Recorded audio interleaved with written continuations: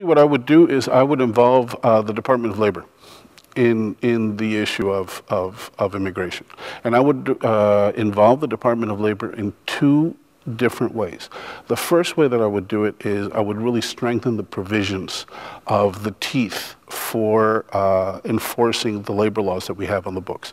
Because one of the issues is, and people will never believe that this is not true, but one of the issues is people are convinced that undocumented immigrants are here because they will work for employers that want to exploit them. Now, there is some of that, undoubtedly. And so I think one of the ways to take that off the table is basically to say the Department of Labor is going to enforce labor laws vigorously for anybody, any worker, right? If employers can no longer exploit workers by hiring undocumented immigrants, if the issue is they're staying in business because they're exploiting workers and that's why they're hiring immigrants, then they will no longer be able to do that. The American-born workers are then free to either take that job or not take that job. If American workers aren't showing up for those jobs, then this is where the Department of Labor would come in the second place, is they would have some sort of understanding about what the shorter term labor needs are in this country, by sector, by amount, and be able to put in place or be able to work with Homeland Security to offer the necessary number of visas. Now, this would be a guest worker program, right?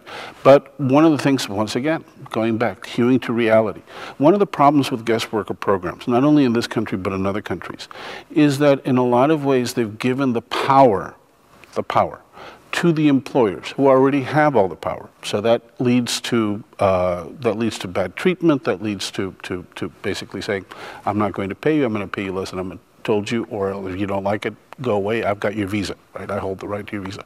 If the worker holds the right to the visa, then they can seek employment in places that are not going to exploit them. That should be able to cut down on the question, once again, of exploitation of workers. So I think, and one of the other things that it does is it cuts away part of immigration that we don't often talk about, which is that the lowest paid workers, native-born workers, lowest paid American workers, really do pay a premium for having all these immigrants come in. As a society, I think we all, in general, the pie grows. I think as a society, we all benefit.